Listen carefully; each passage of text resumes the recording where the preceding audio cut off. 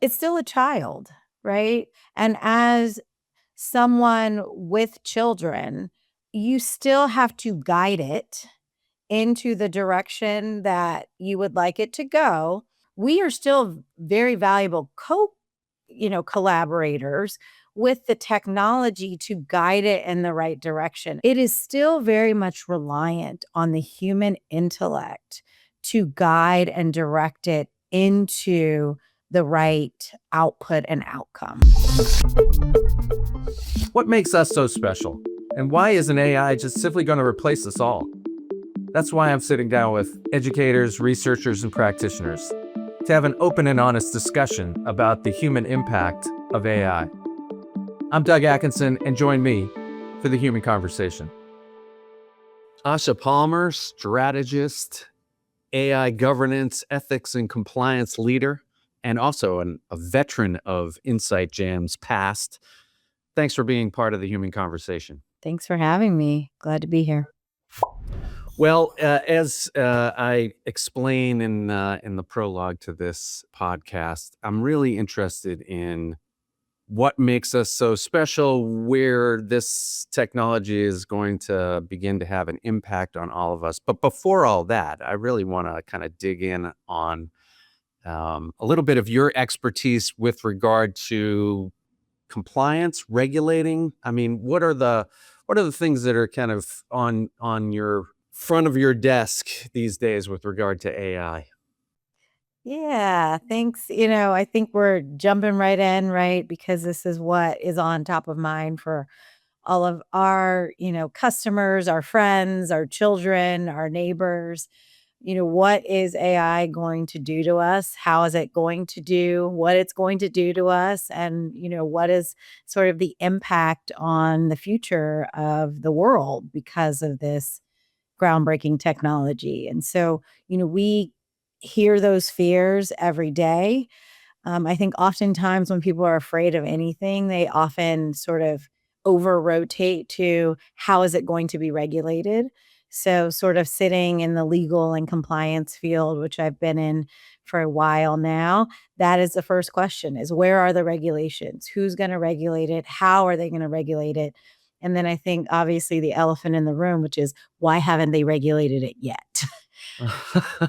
Well, actually, this is one of the other things that bothers me, which is there doesn't seem to be a lot of willpower on the legal or governmental side to put any kind of regulations around this, and it is kind of right now unleashed without really any strings attached, and it's pretty clearly trampling over lots of laws in terms of copyright and other things along those lines. So yeah, what is the view there? I think AI, right, although it is a word and a concept and a technology that's actually been around, I think, longer than many of us appreciated, if we're honest, right? I think the word was founded somewhere around 1956. So it's been around, the technology has been there.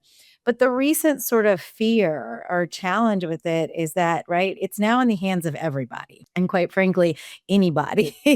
And the models and the way we are using the technology has shifted dramatically to this generative AI, to agentic AI, to all of these big, scary words that we don't necessarily understand, but have the potential to have access to. And so anytime you open up a technology, or, if we go back to sort of medicines as well, anytime you open up things to a larger audience, you got to figure out how do you make sure that it's used in a way that's safe, in a way that is accurate and maintains its integrity. And so, again, oftentimes, how do you do that? People want regulation to be able to do that. But if we look back historically, right, there's always this sort of song and dance, I call it a tango, if you may, between private sector and people and regulation. And quite frankly, if we look at the history of any regulation, it is that tango that actually is the effective governance structure that that is successful when we talk about regulating or governing is what I call it any kind of new technology. And so while I understand that we would love for regulation to be the leader in this tango, and I'm not a dancer, so let's let's caveat that. Um, I do believe in a tango that sometimes there's a leader and then the other one leads, right? And so I think that bit of alternating who's the leader is something that we should expect. And right now, fortunately or unfortunately, I actually don't necessarily have a conclusion as to which one should go first. Right now, because there is the absence of a regulation, I do believe that people and businesses and their corporate social responsibility have an extreme opportunity to be those leaders in what responsible use of AI looks like. And in that sort of, whole framework of what is responsible AI, it also means caring about people. It means caring about the people whose jobs it may take, whose jobs it may change, whose jobs it may shift. And so, how do we make sure that that's part of the responsible AI framework when we're thinking about how we use and how we evangelize this technology? Well, so let's start talking about that. So what is the what is the responsible use of AI technology for a company, your company, or any company that you've seen? How are they approaching it in terms of I don't know, I guess ethical approach? I mean, it feels like, well, it feels like there's a dichotomy, right? You don't want to get caught behind the times. You want to get your people using it, getting familiar with it, but it can get a little sticky with regard to certainly compliance and other issues when data is being shared. So, what is the responsible use? Yeah, I think the first thing for me, right? And again, I won't bore you too much with compliance, although I do think it's really fun and has a lot of opportunity.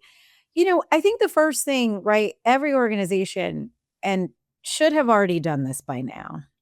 And that is really understanding where you are using it, right? Because again, I said this technology actually has been around longer than we appreciate through things like, human resources, I think is our greatest example of how it's been used in companies really for decades, right? To process resumes, to screen candidates, to do all of those things. And so we really need to understand how it's being used and whether we understand whether those current use cases are ethical, and that requires a lot. That requires different relationships with our vendors. That requires us to ask different questions of our partners and stakeholders. And that's sort of the first step, is really understanding, is the way we're using it now in accordance with ethical standards and achieving the ethical outcomes that it should be doing. Then I think there's kind of the greater opportunity that we have. How do we want to use it? And that's a big question that I think a lot of organizations have to look at. How do we want to use it for competitive advantage? How do we want to use it to assist and empower our people to do their job more effectively and efficiently? How do we want to use it as a competitive advantage? How do we want to use it to deliver different outcomes? How do we want to use it to achieve the goals of this company 10 years from now? Thinking about all of this innovation. And it's really those conversations that we have the opportunity to make sure that we are building the right infrastructure to support responsible use looking forward. So I think there's two sort of framing, right? It's sort of the looking back and the looking forward that companies really need to do. And I think honestly, right now, what I see a lot of companies do is stuck looking back and not necessarily looking forward, when the real human impact that we know is gonna happen is really what is gonna happen looking forward. Well, so my whole uh, rant these days is that what's really coming hasn't arrived yet. That there's, that this revolution will come in the form of salespeople from companies that we haven't heard of yet. And they're going to bring things that are just going to be so overwhelmingly compelling and valuable, and it'll be easy. My concern is it's going to just be easy to replace people with these agentic subscriptions. And but before we get there, um, Because I think what because I think where we're at now is that everybody has just been presented with the raw material of AI. It's like a Mhm. fire. It's like we just discovered fire, and nobody's figured out how to put it in to use as an oven, or to put it as use as a heating. Right. Yeah. And so we're not cooking yet, and we're not warming the house yet. We're just kind of running around with it on sticks. and it's a little dangerous. And so, if a company is thinking about this, break it down for me a little bit. Like, is this coming from, how does the organization from an executive level should be thinking about this? Who should be involved in that conversation? What should that conversation, be about? And who's in the room with whatever leadership, to get that standard set of, here's how we're going to use this clearly dangerous but compelling technology. So I think that it's multifaceted, right? So there's a lot of steps in order to figure out the forward-looking opportunity that AI can provide, right? And I think the executive teams all have a vision for the strategy of the company, and at least, 3 to 5, hopefully beyond years of where they want the company to be. Is it, top line growth? Is it additional products? Is it, greater markets, right? And thinking about sort of where do you want to go just as an organization? And then how do you do it, right? And that's the logical next step. And then where can AI probably speed up, right? Where we want to go and how we want to do it. And I think the mapping of those out at the executive level, and again, we we all have executives in our company, and we know how much they know about the operations of the actual company at a certain level, right? So I think it's great for them to look at the strategy and decide this is where we want to go. But I think it is a great strategy to go a few layers deeper to understand how we actually achieve those goals at the rate that we want to do that. And I'll never forget, there was a Harvard Business Review study about Payless shoe stores, which doesn't even exist anymore, right? Right. But Payless wanted to, increase their revenue tenfold in the next 2 years. And so all the executives sat up in a room and they said, here's how we're going to do it and blah, blah, blah. And they launched this strategy. And if you guess, right, it didn't work. And so they had to go Make back. cheaper shoes. Right. 6 months in, their strategy didn't work. So they said, "Let's revisit this. Let's go actually talk to the people on the floors of the shoe stores. Let's talk to the employees, and let's see how they think we get to this goal." And those employees said, "Get more kids to try on shoes." And the executives were like, "What? Huh?" And the salespeople said, because once the kid tries on the shoes, the parent is not going to, they're going to fall in love with the shoe and the parent has to buy it. And so then there you go. The kid walks out with a shoe. They enacted that strategy and blew their sales numbers out within the next 6 months immediately. So I give that sort of story to just illustrate that I think it's great to have a goal that you want to set as an organization, but then the how, bringing that to the front lines and the individuals who are really involved in the day-to-day business is important. And I think it's very important to be very specific and very direct. How does AI help us achieve these goals? And whatever their goal is, better, faster, quicker, more efficiently, more effectively. And then I think that is where you start, right? Because that's where you'll know, are you replacing, is technology going to replace some humans? And if so, what do we need those humans to then do? Because I'm not quite doomsday yet that it's going to replace us, but I do believe that the technology should and can replace the tasks that we do on a daily basis. And so I think that there's a huge competitive and intellectual advantage to AI that we should leverage, and we should build that skill of developing and understanding AI that will then change the way we do work, not necessarily the work that we do. Well, so yeah, we do a lot of events, and we talk to a lot of businesses and a lot of enterprise technologies, and everybody has a amazing. I mean, the amount of companies that we work with that have just the most amazing technology, and honestly, it's like, I'm always blown away by the amount of major names that have purchased their technology, Mhm. and I think so.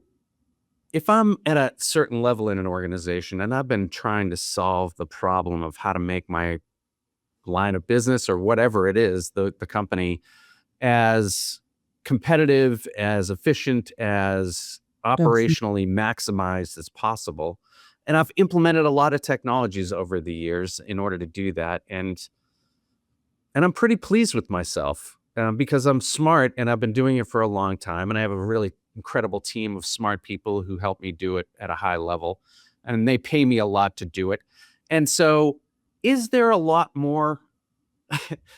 This is where I struggle. It's like, as an organization, how do you get out of your own head and be able to even see what this can do for you? How can you see it as, like, I feel like a lot of companies are struggling right now. They respect the fact that they've just discovered fire, Mhm. but they don't know exactly what to do with it yet. And I think some companies are, quite frankly, making mistakes in their haste, but other companies are paralyzed, Yeah. completely paralyzed. They don't know what to do. They look at it as like it could do anything. It's so unfamiliar that they don't then they've worked so hard at getting things to be just so, Yep. The that disruption. they don't Dis know where it goes. I don't know. What's your sense there? Yeah, I mean, I think what we see a lot with AI is either fear or fascination. And so you either have the companies that are paralyzed by it, at an organizational level, right? Or they are embracing it at an organizational level and using it to accelerate their outcomes. I think for the most part, what we see is more of the acceleration right now on the individual level. How does it make Asha? How does it make Doug more productive, effective, efficient? And there's this Instagram ad that trolls me all the time that I'm thinking of as you say this, which is most people will enter the next year and only know Chat GPT, right? And not kind of the all the benefits that AI can give you. And I'm probably in that camp myself in a lot of ways, right? Which is it is a variable, very powerful technology, as you said, very similar to a fire, right? And people don't know how it could be used to accelerate or sort of change the way that they're doing business. And then, as you said, you got the other side, which is people who are using it, maybe making some mistakes and maybe making some sort of accelerations in their business outcomes. I think what we'll see over the next sort of 6 months, or this is maybe my hope more than my expectation, is that we'll begin to share stories about productivity and acceleration that AI is gaining.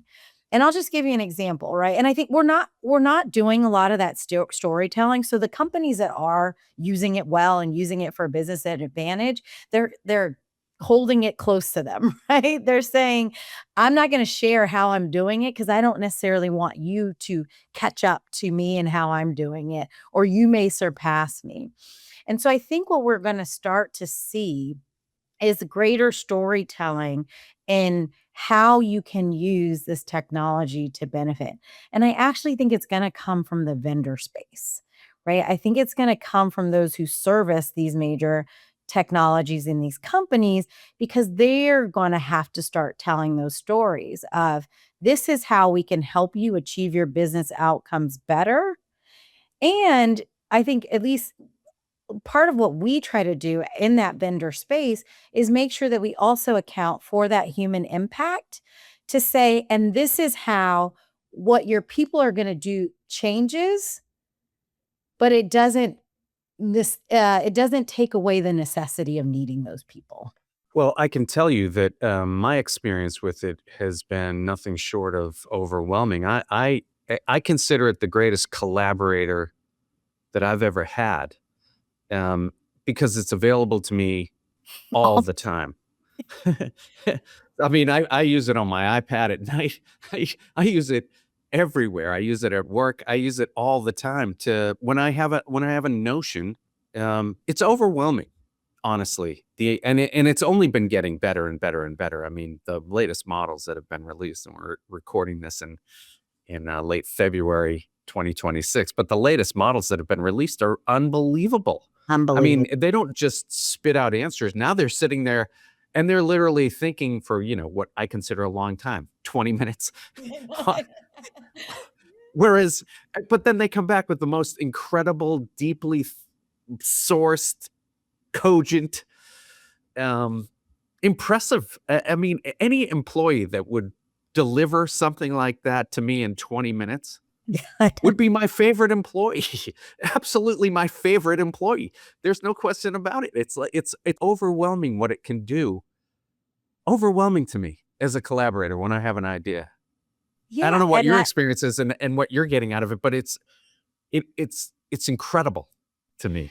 I completely agree. I think it's incredible. I have all kind of ideas that also run in the middle of the night, and my husband is really glad that I now have a co-collaborator in ChatGPT. He's like I think he's like, "Can you stop with all of these ideas?" Quick, wake up.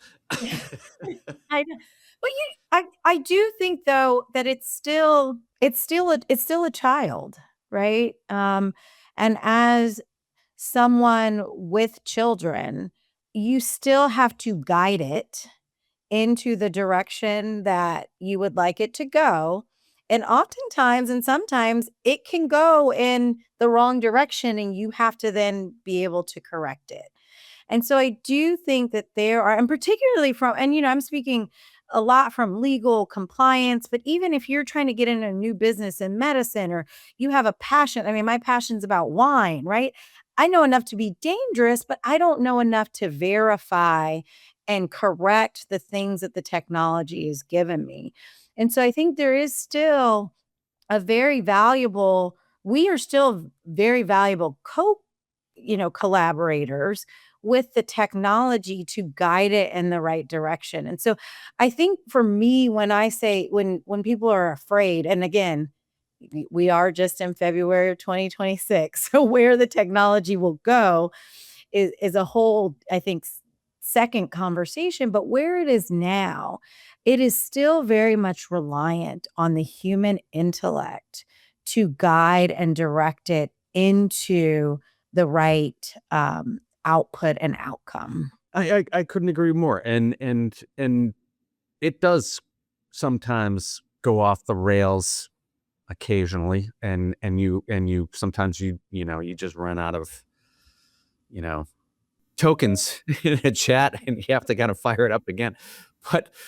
But this is like no child I ever had, and I love my kids.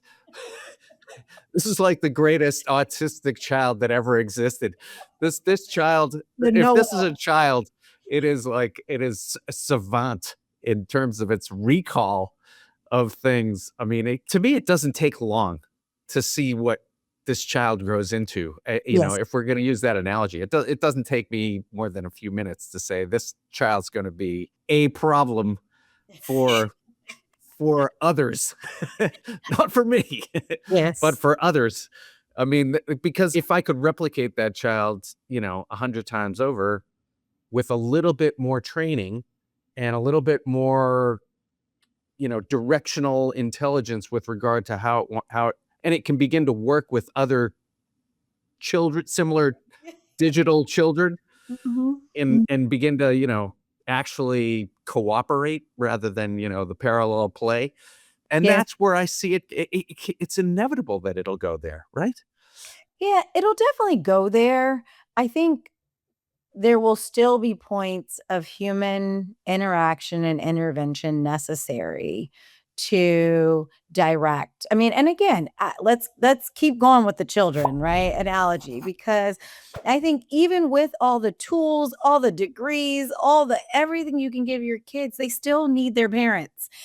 And they will need their parents for the rest of their life. And so I do, and again, you may not need They may not need us all the time. They may not need us for the same things all the time, but there still is a point that they will need some direction and some intervention and some guidance. And I think those points of intersection will change as this technology matures, as we kind of really understand what the agents working with agents, what they can do, what they can't do, how they automate certain tasks. That will, where that intervention is, I think, is the question, not necessarily whether there will have to be intervention. Let's look at kind of where we are right now. So for me, it's a collaborator. It exposes me to new ideas that and it allows me to ask about ideas that I know a little bit about,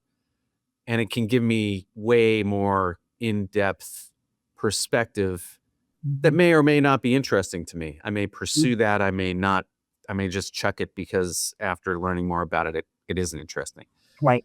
And I honestly, the newer models I trust. I mean, it's pretty well sourced. You can kind of verify some of the sourcing but I'm not down that path of trying to get to, pristine legalese. But you're using it, I'm sure, in your work, and I'm sure others are as well. And you're probably much more concerned about its accuracy and maybe a little more skeptical, and probably see where, when it does get things wrong, how that could potentially be a big problem. But tell me how you're using it, how you're seeing others use it in your organization. I mean, what are the benefits that you are all getting out of it? Just the generative stuff. Yeah, so I think you talked about our number one use case that we see, which is really the collaborator role.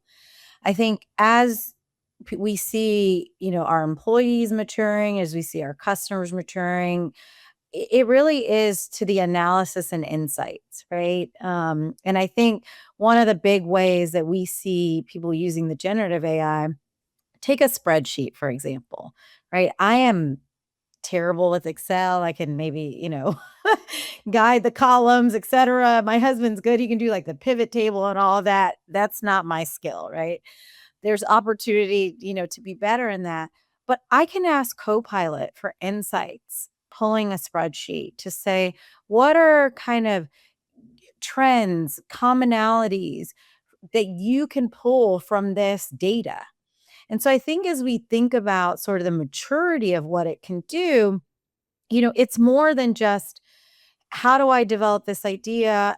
Actually, how do I gain insight as to whether this is a good idea, right? Can you analyze the market to tell me what other people are doing in comparison to this? Can you gather, insights from where people have failed in this field? I think one of the interesting things I see very early careerists doing is saying, I want to change my career. I want to go into something else. What have people with my skill set moved on to after this, right? And that would take them days and days to kind of go through LinkedIn, find someone that had their skill set, and then go on to another one. And so I really think that insight and analysis use of generative AI is evolving. And what we always do is suggest people use it for their personal lives, and then they will understand its power to be used in its professional lives. And the reason I say use it in your personal life, and again, I'm gonna go back to my governance hat and my compliance hat, which I wear often, right? Is you shouldn't give these generative AI models anything that's not yours. That is my rule of thumb. If it's not yours, if it's not your idea, if it's not your data, if it's not your information, if it's not If your only people were. God bless you. Try to keep the lid on that. If it's not yours, don't give it to it, right? And so I think once you sort of and then people are more cautious, honestly, with their own data than they are with company Right, data. right. We know that just from a, historic standpoint. But once you start to see the power of its analysis to benefit your personal life, you then begin to move into that analytical stage from a professional standpoint.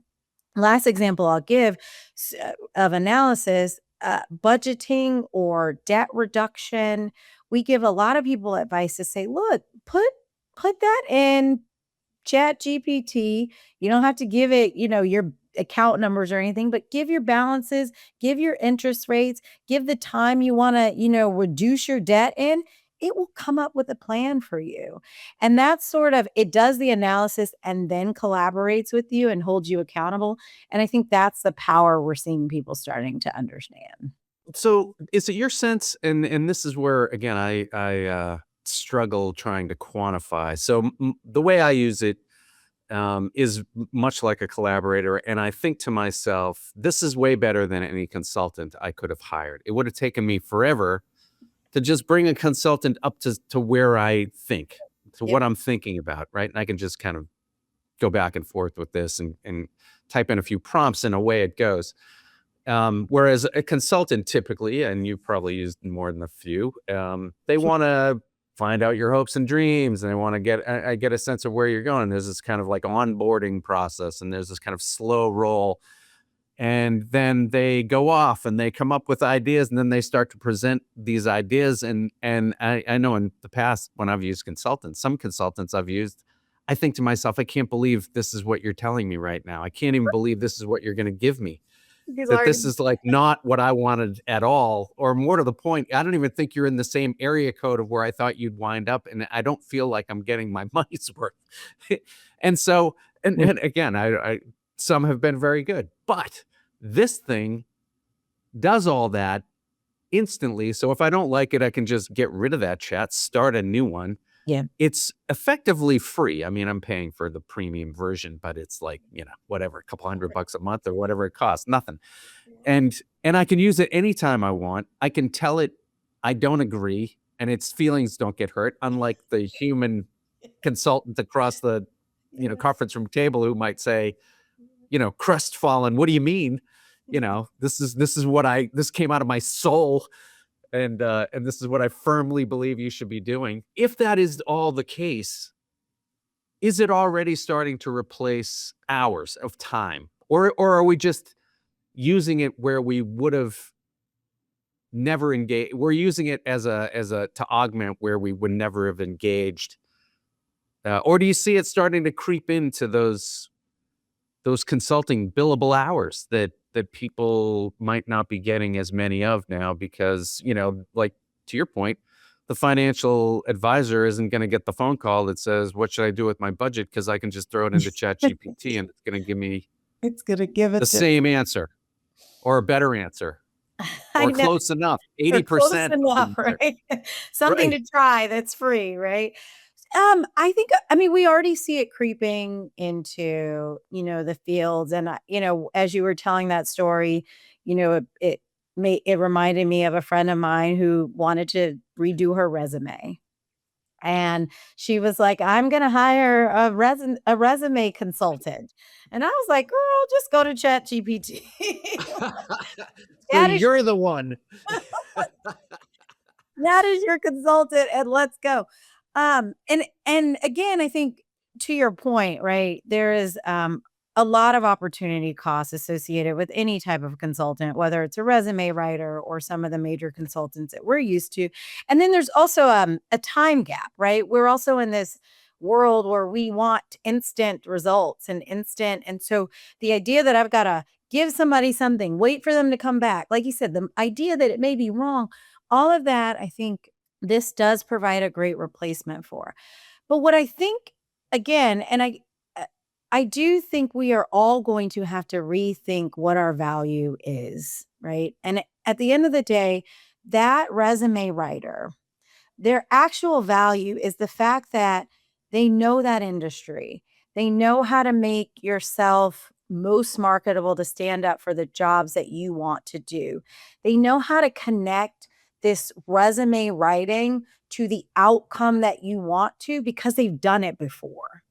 And so there's still a value there, I believe, in that consultant to, again, just because that Chat GPT can help you put words on a paper, etc., they don't know that it's going to drive the outcomes that you want. And so what I would do is I would for sure start with Chat GPT. I would then hire, which is what I recommended to her, I would then hire the resume consultant to say, this is the job I want. This is the level I want. Does what I have here go with that? The reality is, if I was that resume consultant, I would just charge you more for that later service. And so we're in Well, the so same place anyway. well, I guess my point would be, and this is again, this is where I think where it's going to happen is it's going to start eating the mediocre, right? So you're right. There will be some resume writers who have that perspective, but there are so many resume writers who don't care. They've been living off of just delivering Yeah. whatever, a new version of your resume that looks good enough, and they're mediocre, and they got 3.5 stars versus 5 stars or whatever it is on their resume ratings, but they will have no chance against this, because in the end, truth be told, my experience with this technology is I wouldn't need a resume consultant. Yeah. This thing, I'd take it to Gemini, and then I'd take what Gemini gave me and I'd just give it to Chat GPT, and then I'd take that and bring it over to Claude, and then I'd bring it up, and I'd go around the horn until everybody was in agreement that this is the absolute perfect possible resume for all the reasons that it told me it would be. And I can't believe there's a human that's going to outperform that, or at least perform better than that for a comparable cost. Right. Well, I think, and it really depends on your outcomes, right? And I think that's important to really define. Is the outcome to have a better resume, or is the outcome to get a better career opportunity, right? Is the outcome to have that resume help you get to the next level? And I think even the people who may have only coined themselves as mediocre resume writers actually have greater skills than they may appreciate. And with a little bit of upskilling, they would be able to communicate that value prop of what they do to the outcomes they drive. And that will give them the money that they will, right? Because a resume sitting on a shelf, I don't care how good it is, right? I don't care how good it looks or is if it doesn't get you that opportunity. And so I do think the connection, and there are people who write resumes that know a lot more than we do, right? The trigger words, they know AI systems that pull on trigger words once you put it through the system that can help you. And so there is a skill set, I think, greater than just putting the words on the paper that they're delivering, even if they're not necessarily communicating those outcomes. I also will say this, if they're really passionate about the writing of the resume and then hopefully the outcomes that it will build, that upskilling will give them, I think, a more meaningful and some longevity in what they do and the outcomes that they drive for the people that they do it for. Well, so we might as well get into the upskilling conversation and a little bit of your you work at Skillsoft. I do. And Skillsoft is certainly knows a thing or two about upskilling and reskilling and corporate training, and so let's talk a little bit about what kind of skills people might want to think about honing and working, almost like going to the gym at this point in preparation for this this whatever triathlon we're all going to have to face, trying to stay ahead of the AI athlete. So what are your thoughts there around what humans should be thinking about in terms of having for skills? So, I mean, the first skill that we always advocate for, and I'm going to bring this back to compliance as well, because that is what I do, is AI literacy, right? Understanding the technology, what it does, what it can do, what it does not do, the terminology used by it, what that means is so critical for everyone in the organization. And that's the foundation, right? And the EU AI Act that came into effect almost 2 years ago now, it has a baseline requirement for AI literacy in the act. And the reason is because let's know enough to be dangerous about, when we're using the term AI, how many different things that is, what a large language model is, all of those things, how they work together, how people train them, what data sets they're trained on. All of that stuff is good knowledge because, again, part of the biggest skill that people will exercise is the ability to ask their partners and their vendors how they are incorporating AI. Because the reality is there's very few people in this world who are developing AI. And there's a far more of us who are just using deployments of AI. And so the ability to ask our partners, our stakeholders, our vendors, how they are incorporating and deploying AI that we are using is we need to know enough to be dangerous and ask the right questions. So foundationally, AI literacy. And then I think we think about right now what we see a lot of people doing is obviously prompt engineering, which by the way is still really, really difficult. And again, usually when AI goes, off the rails or is not directionally accurate, it is a lot because of what we asked it to do as opposed to, its processing of what we asked it to do. And so really getting very specific as to how you prompt engineer is something we are seeing so many individuals do. The other thing that we see a lot of folks doing is it is making leaps and bounds with how engineers work, particularly software engineers. And so we really see them gaining different skills to accelerate how they can deliver products to market by using AI to code and to, put some of the foundational things that they had to do manually together. And so those I would say, are probably the three biggest use cases that we see people upskilling in. But we are starting to have the conversation that I told you, or sort of we started this conversation with, which is how do we talk to companies about where they want to go and what are the skills for the future that they need to get there? And then really map the gaps of skills from an AI perspective and otherwise, right? There's from a leadership perspective, a technical perspective, AI is its own category.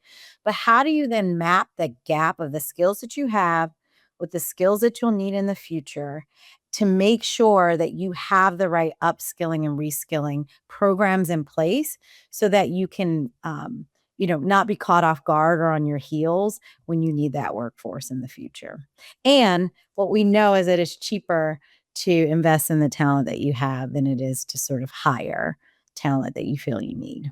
Well, so I'm glad you brought up the coders because the coders to me are the canary in the coal mine with regard to what's about to happen. So by all accounts, and I'm not a coder, but I pay attention to a lot of this sort of thing. And by all accounts, because of the nature of coding, because it is a very mathematical, binary, and ultimately kind of logical use of code, it's relatively easy, and I mean that from my own primitive perspective, but relatively easy to automate code creation. And I think, there's certainly been through GitHub and others a long history of, kind of snippets of code that you could take and borrow and piece together over, prior generations of software development. But now, because of all that being ingested into Claude Code, for instance, it is performing at a way higher level than any junior coder at, again, way less cost. And so what you're finding, what I think we're all seeing, or what we're hearing about anyway, is that those junior coders, those positions are no longer available to the graduates coming out who would typically find those entry-level jobs as those, grunt coders that, we all, just like in law, right? You In always law, get yeah. those associates who have to show up and bust their jobs Review for those documents, yes. 80 hours. Yeah. There's unlimited billable hours there. And, and, but, and so, there's that kind of apprentice path Yeah.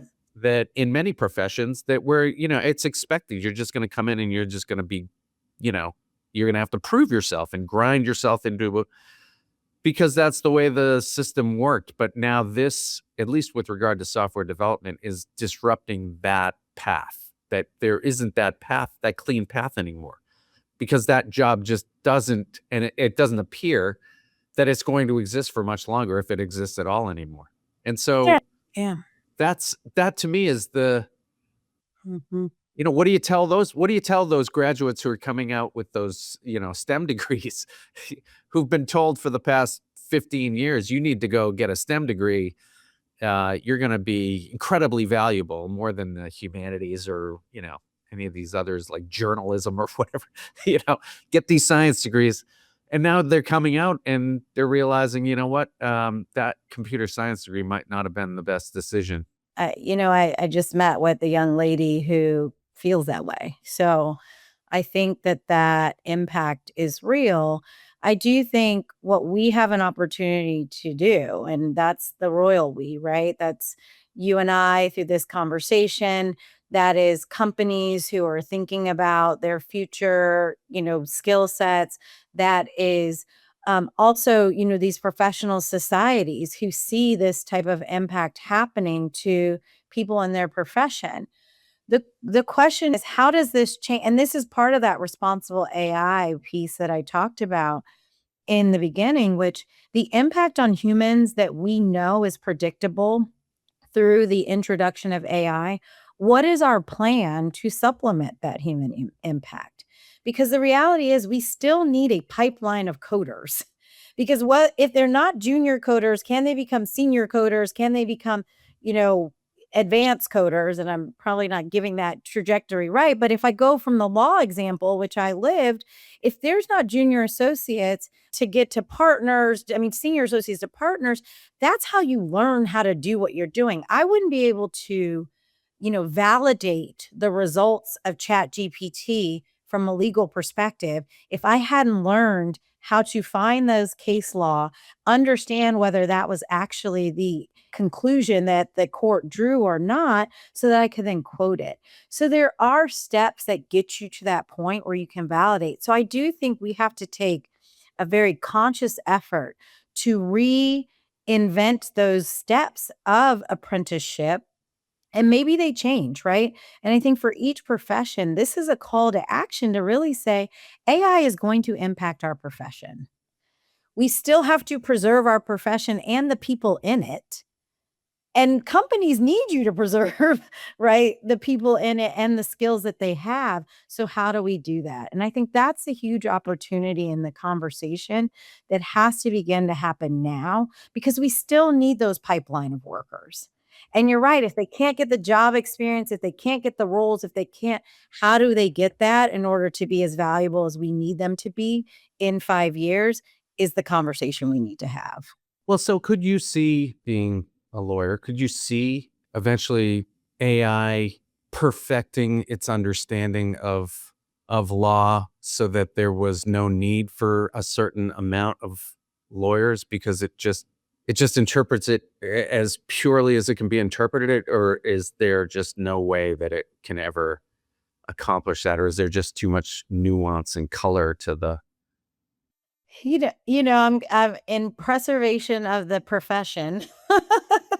I mean, I do think that and I think it's the same with coding, right? Again, not fully understanding, being an engineer and computer Well, take a science. paralegal, for instance, like a paralegal, right? So they're not actually licensed, or well, I guess maybe I don't know the nuance there, but I think the difference between a paralegal and a lawyer is a lawyer can argue and present to a court, right? That you have to pass the bar and you're now certified. So AI obviously would not have that threshold that it could, but could it simply replace that support layer over time? Well, so I think that paralegals have historically formed performed a function of sort of that human in the loop that we always say you need for AI, right? Paralegals have been the human in the loop for lawyers. And so Well, paralegals have been the AI for lawyers. They're the kind of the chatbot underneath the lawyer that goes and gets all the books out off the wall and thumbs through them and writes the brief, right? Isn't that the and verifies and validates and kind of ensures that the integrity of the way that the lawyer presented things is the right way, right? And so I do think that that function is still very, very necessary because, again, for how long? forever, Doug. Well, now see, my job here I is but to ask the hard questions. I do think that what paralegals do will change. And I don't have necessarily the answer of how it will change, but I think as we understand, I mean, right now, many in the legal profession are largely rejective to generative AI across the board. But I think once the legal profession starts to embrace it, it will have to rethink. And quite frankly, we rethink what people do in general. And quite frankly, I think that pressure will actually come from the client who wants to pay less for the Right. outcomes that they are delivering, right? And Right. so I Right. do think it will change the business model, which then will change the way people work for sure. How that is, I don't sort of, have a full view of, but it will. And again, as the responsibility of the profession who knows that paralegals are critical to the services that we deliver, we have to start thinking about the inevitable, right? In risk management, what we always say is we know the risks. We know the challenges that we're going to face. There are very few new risks. It's just, are you preparing for them? Are you, making sure you have the right governance structures to mitigate and manage those risks? And then how do you really propel, your organization to really address those? So it's the same thing with this. We know AI is a risk to humans in the legal profession and a lot of professions. So the question is, how do we help and how do we steer our humans in the right direction so that they're still relevant, so that they're still valued, and so that their skill set is still utilized? This is my other concern is that capitalism is undefeated. That capitalism doesn't, it's like the Terminator, that whole rant in the Terminator where it says, it shows no pity. It doesn't care about your feelings or whatever. Mhm. It won't stop. It's relentless, whatever that is. My operating assumption is that businesses will not be able to resist what's going to save them money. And replacing heads saves money. It will always save money. You can always save money by reducing headcount. That's what most companies do first thing when they're faced with financial challenges is they just cut people because that's the biggest cost they can get rid of. And even when they don't need to, the way they are structured as a for-profit entity, they will not be able to resist the salesperson's story that says, we can get rid of the entire 11th floor Yep. and replace it with this thing that'll do 80% of what they do and cost you 10% of what they cost. I mean, what is your sense for kind of, that kind of whatever dilemma that we will face with regard to just the structure of business? I agree with you that I think it is inevitable that will happen. And so I think knowing the inevitable, how do we prepare for it? And that is where I think the real opportunity is, which is really helping people ensure that how they are upskilling themselves will make them relevant for the future that we're expecting. And I think that's what we have the power to do. I'll never forget one of the first software companies I worked for, and I was going to, talk to a customer who we were trying to make sure that they renew their, software license. And the lady looked me in the face and she said, "You know, Asha, I don't need to pay you for that. I can build it myself." And I said to her, I mean, there was nothing I could say. Like, what do you say to that, right? Pay me to do something you can do for yourself. There was no argument for that. But what it made me realize as a provider was unless I'm coming into the room with something they can't build themselves or something they can't do themselves or something that AI cannot do, that's the only value that we're going to be able to offer in the future. Now, again, I think we can go down the rabbit hole of AI will be able to do everything in the future, but I think right now it cannot. And some of the things that it can't replace are, human intuition, are logic, and validating and verifying whether, the logic that AI went down is the right path.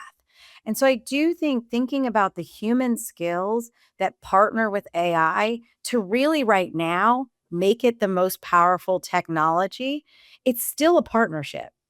It's still a partnership between human and AI that make it powerful. And while it is still that, let's lean into that and really understand where our strength comes as that co-collaborator and really leverage and enhance that through making ourselves relevant. Well, this has been a tremendously fascinating conversation, and I can tell everybody watching this that if you want to stay relevant, stay as compelling as Asha, because that is the key. What makes us human is our presentation layer and our ability to be charismatic and compelling, and want to have them in the room with you. And so, it would stand you all in good stead to Yeah. take a cue from Asha and be as passionate about things as you are. So thanks very much for the time today. Well, thank you. This has been a great conversation. There's way more that I would love to cover with you. So at some point, I'm going to invite you back and dig in on some of those other things. I certainly haven't been comprehensive, but thanks very much. Thank you. This was wonderful. And the conversation continues, right? I mean, we don't have all the answers, but Doug, I love the questions we're asking and thinking through them and the call to action that we have the power to deliver because each of us humans has to advocate for our future. Right? It's our future. And so advocating for, our relevance, our unique value, our skill set to partner with this technology is the best thing we can do.